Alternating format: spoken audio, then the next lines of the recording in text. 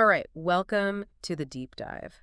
Today, we're going deep, really deep, into the life of an incredible guy, George Raveling. And wow, the sources you gave me on him, what a story. This guy went through so much to become a true force, not just in sports, but in education too, like even touching moments in history. It's really something. Yeah. And, we're Yeah. not just recounting his biography. We're going to pull out the core principles that really drove Mhm. his journey and give those to you almost like a guide, how to find your way, how to deal with the tough stuff that life throws at you and how to figure out what it all means, what really matters.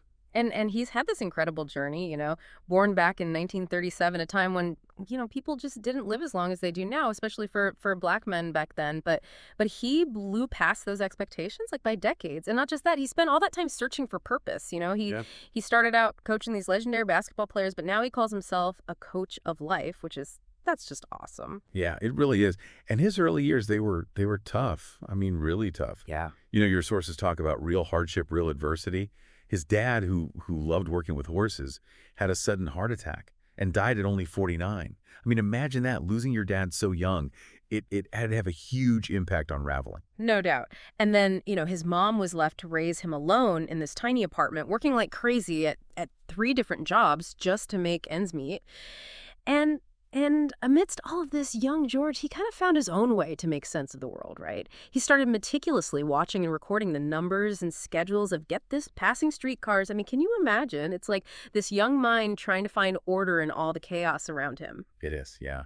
And then when he was 13, things changed again in a really heartbreaking way. He found his mom pouring this whole bag of sugar down the drain. Hmm. And that was a clear sign that something was really wrong, Hmm. with her mental health. And sadly, it led to her being hospitalized. And she actually stayed there for the rest of her life. Oh, man. It's hard to even imagine what those early years must have been like.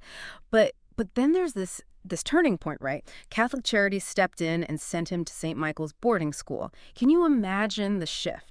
From the city streets to this huge 400-acre school. I mean, he went from concrete to literally learning to bale hay. It was a completely different world. Totally different, yeah. And at St. Michael's, he met this key figure, Father Jerome Nadine. Mhm. Now, Raveling himself said that, his basketball skills weren't exactly great at first. But Father Nadine, he saw something in him, something more. And he insisted that Raveling stay on the team. I mean, that kind of belief, it was an act of faith, and it completely changed the course of his life. Yeah, for sure. It definitely paid off because by the time he graduated high school, his game had improved so much that he got basketball scholarships, not just to one college, but to two.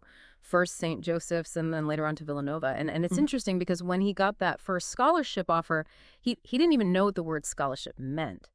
And then his grandmother's reaction, well, it was really telling. I mean, given the history, Yeah. generations of things, she just couldn't believe that this opportunity from white people could be real. She thought there had to be some kind of catch. Right. It really highlights the historical context, Yeah. And the deep distrust that comes from lived experience. Mhm. For her, an act of generosity it just seemed almost impossible to believe. But those scholarships, they were the foundation for his path, leading him to Villanova in the late 50s. And back then, he was one of only a handful of black students there. And it was at Villanova, facing these new challenges, that he really started to develop some of the core principles that would shape his life.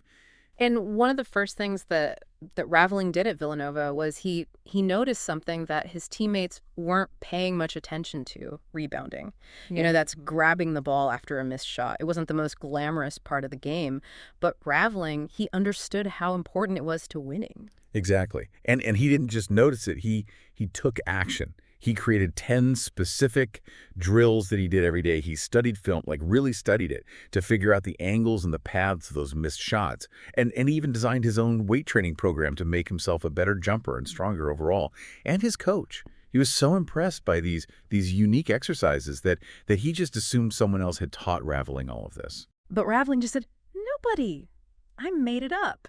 I mean, that's just amazing, Yeah. talk about taking initiative. And it really points to this core philosophy that he developed, right? If you want to truly excel, find those skills that everyone else undervalues and become the absolute best at them. So instead of trying to shine in these really crowded competitive areas, find those little niches where your hard work can make you irreplaceable. Yeah, and what's really fascinating is how this ties into the idea of forging your own path, right? Yeah. Raveling, he knew that the usual routes, they were already packed. If you want to really stand out, Yeah. you have to go where other people aren't. And of course, being a trailblazer, it's not easy. There's uncertainty. You're going to face pushback. People are going to criticize you. But as your source kind of hints at, every step you take in that new direction, it connects you to all those people throughout history who dared to create something new. So for you, maybe the takeaway is don't just follow the crowd. Look for that overlooked opportunity where your unique effort can make a real difference. Another huge principle that comes out of Raveling's life is the power of listening, really listening. And this wasn't something he learned in a classroom or anything like that. It came from his childhood, from his experiences growing up. Yeah, his grandmother, she played a big role in that, especially during her social gatherings. Young George would just sit quietly observing everything, listening Yeah. to all these conversations. And then afterwards, his grandmother would quiz him, asking him about specific things that people had said. And this really taught him that listening isn't just about hearing words, you know. It's about paying attention. It's about remembering. And that skill, it got even sharper when his family got a radio. Suddenly, if he wanted to follow a story, if he wanted to get a joke, even to understand a sermon, he had to be fully present. Yeah. He couldn't let his mind wander. And he brought this into his coaching. He didn't just, bark orders at his players during timeouts. Instead, he would ask them, "What are you seeing out there?" He wanted their input. And this not only made them a part of the strategy, but it also gave him valuable insights, right, from their perspective on the court. What do you think that did for his players? Well, it had to make them feel like their opinions mattered, that they weren't just athletes. They were part of the team, part of the thinking process. Exactly. And it's amazing how this skill, it's something he still practices, even now, at 87, writing talk 20%, listen 80% at the top of his notepad before meetings, and even writing down his own thoughts so he doesn't interrupt. I mean, that's a powerful reminder for all of us, especially in a world that's so loud.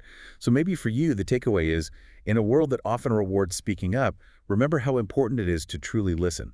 Because sometimes, like Raveling says, wisdom speaks in a whisper. The sources also tell this really powerful story about love and respect, and it comes from an experience Raveling had at Villanova. This happened during a game against West Virginia University, and it really highlights the racial tensions that were, unfortunately common back then.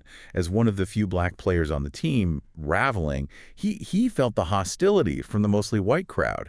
And during the game, he and WVU star player Jerry West, they went crashing into the stands. Wow. Talk about a tense moment. The crowd must have gone silent. But then Jerry West, the hometown hero, he helped Raveling up. And the crowd, they actually started applauding. I mean, can you imagine that in that environment? And the story doesn't stop there. After the game, West went out of his way to find Raveling, shook his hand, and congratulated him. And years later, West said that Raveling was actually the first black player he ever played against.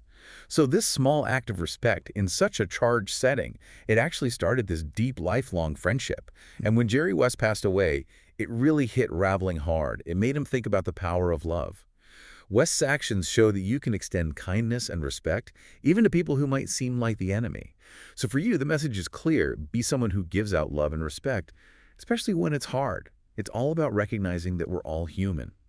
Another theme that really comes through is the importance of hard work and discipline, and you see it especially in his relationship with Michael Jordan.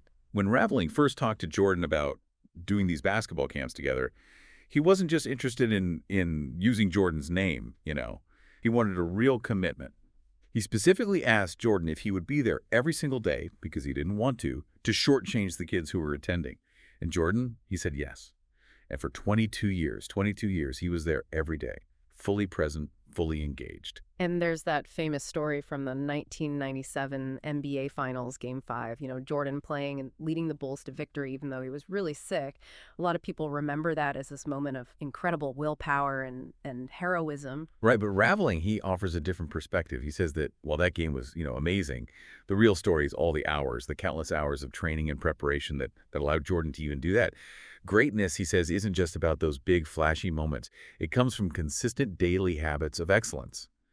And that's something to think about in your own life. Yeah, it makes me think of that Kobe Bryant quote. You have to work hard in the dark to shine in the light. It's all that unseen effort that leads to the big successes. And Raveling connects this to the idea of strategic focus, that we become what we give our attention to. Exactly. And he talks about how important it is to figure out what gives you energy and to set boundaries around the things that drain you, create environments and relationships that support your growth. Hmm. He also brings in this idea of the everyday guy, a term from his friend, Coach Buzz Williams.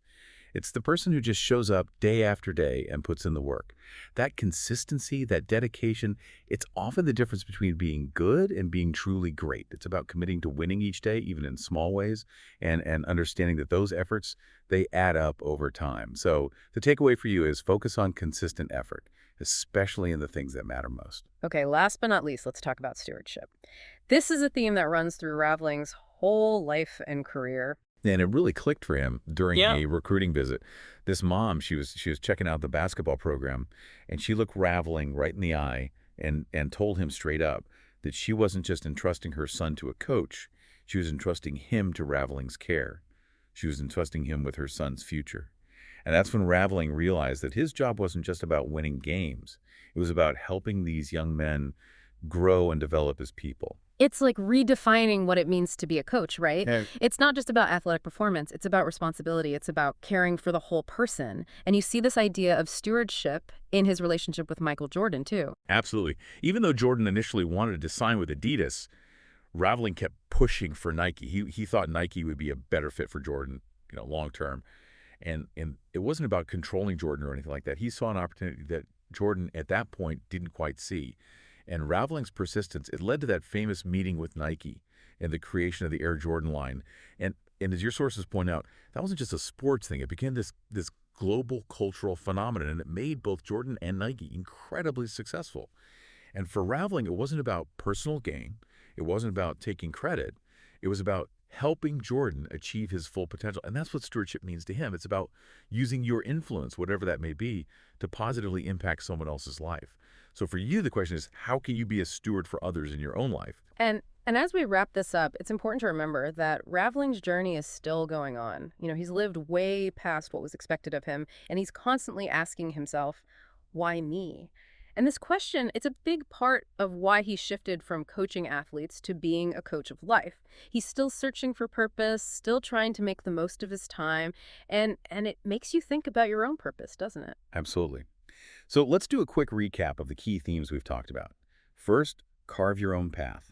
Find those undervalued skills and master them. Second, listen. Really listen. It's more powerful than you think. Third, give out love and respect, especially when it's tough. Fourth, consistent effort and discipline. Those are the keys to achieving big goals.